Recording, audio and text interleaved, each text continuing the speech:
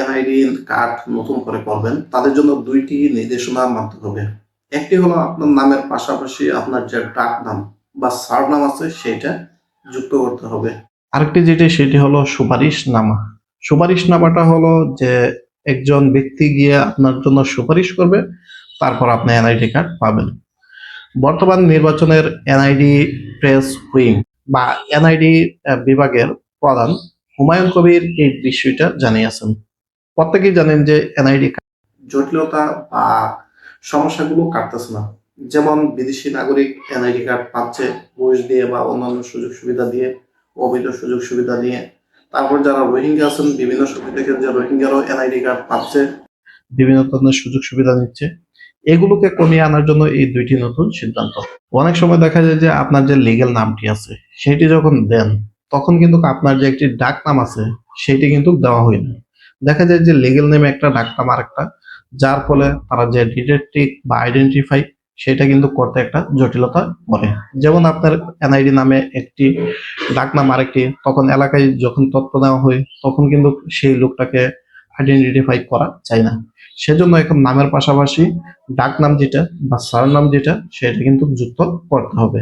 সুপারিশনামা হলো যে এলাকার একজন সম্মানিত ব্যক্তি বা বিশিষ্ট ব্যক্তির আপনার যে সুপারিশ সেটা লাগবে, বা তার একটি হয়তো নাম লাগবে ফর্মে, বা তার মোবাইল নাম্বার লাগবে, যে কোনো একটি জিনিস লাগবে, যার ফলে এনআইডি বিভাগ তাকে কল দিয়ে জানতে পারে যে এই ব্যক্তিটা আপনার এলাকার কিনা, আপনার গ্রামের কিনা, বা এই ব্যক্তিটাকে আপনি চিনেন কিনা।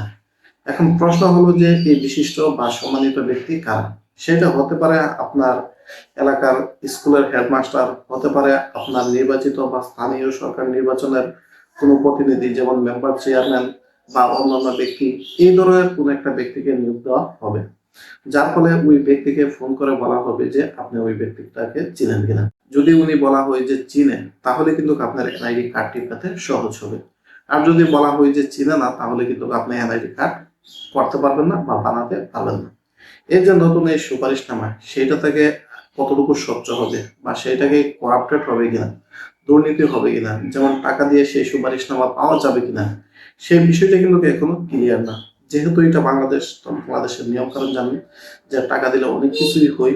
এটাও যদি আবার বাণিজ্য পর্যায়ে চলে যায়, তাহলে কিন্তু যতটা সুফলের জন্য এই সিস্টেমটা চালু করছে তার চেয়ে কিন্তু বেশি ব্যর্থতা পাওয়া যাবে। তো এই বিষয়টা মোটামুটি আমার কাছে ভালোই লাগলো যে আপনার মেন নামের পাশাপাশি সারনাম অথবা সুপারিশনামা এটা যদি স্বচ্ছ থাকে, করাপ্টেড মুক্ত থাকে, তাহলে উদ্যোগটি ভালো আছে। তো এই বিষয়ে আপনাদের যদি কোনো মতামত থাকে জানাতে পারেন।